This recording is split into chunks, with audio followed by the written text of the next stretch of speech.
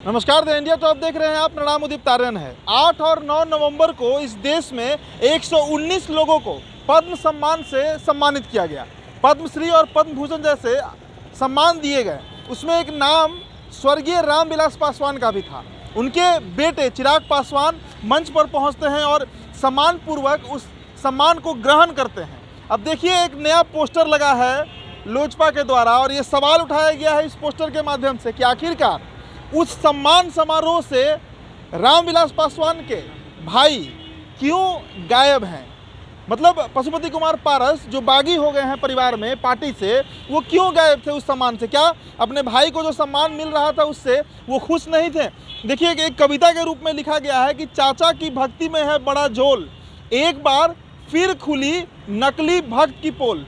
पीठ में खंजर भोंकने वाले बड़े नायाब होते हैं, भगवान को सम्मान मिले तो डुप्लीकेट उत्तराधिकारी गायब होते हैं। लेकिन जब चेहरे से नकाब हट जाता है, चकनाचूर ऐसे नकली लोगों के ख्वाब होते हैं। पासवान की परछाई है चिराग, जिनमें बदलाव की जिद है, वो लोग असली लाजवाब होते हैं।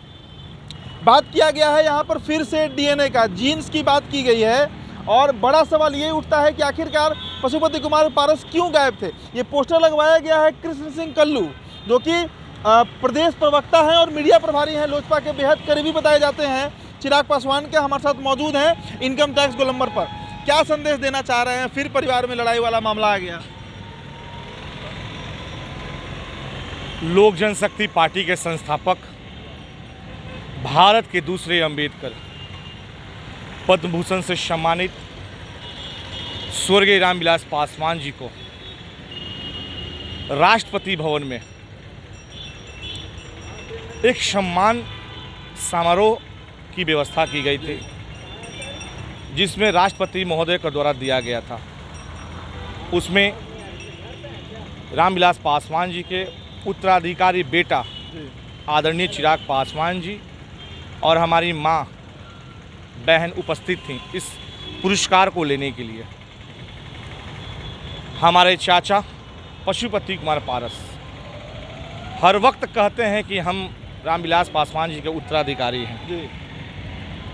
अगर आप उत्तराधिकारी होते, अगर आप उनको बड़ा भाई मानते, आप कहते हैं कि वो भगवान स्वरूप हैं, अगर आपने उन्हें भगवान माना होता तो आपने राष्ट्रपति भवन में पुरस्कार के समय आपने क्यों नहीं दिखाई दी?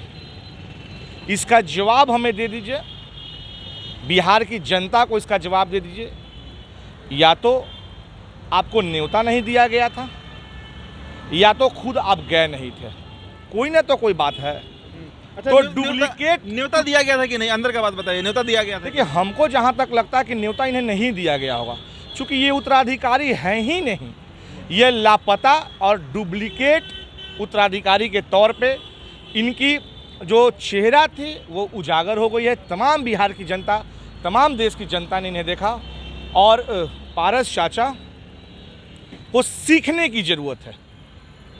उन्होंने जिस तरीके से अपने पुत्र के साथ किया, ये पूरा विश्व देखा, पूरा देश देखा, पूरा बिहार देखा। बिहार कभी पारस चाचा को माफ़ नहीं करेगा। और पारस चाचा से मेरा आग्रह है, आप तमाम मीडिया कर्मियों के माध्यम से, कि इसका वो जवाब अवश्य दें कि क्यों नहीं गए थे सम्मान समारोह? आखिर वो भगवान मानते तो फिर भगवान के मंदिर को उन्होंने तो तोड़ा, भगवान के मूर्ति को उन्होंने तोड़ा, परिवार को तोड़ा, पार्टी को तोड़ा। ये सबसे बड़ा सम्मान में एक सम्मान है देश में, उन्होंने जाना क्यों नहीं मुनासिब समझा? इसकी जवाब हमारे चाचा आदरणीय पशुपति कुमार पारस जी दे दें।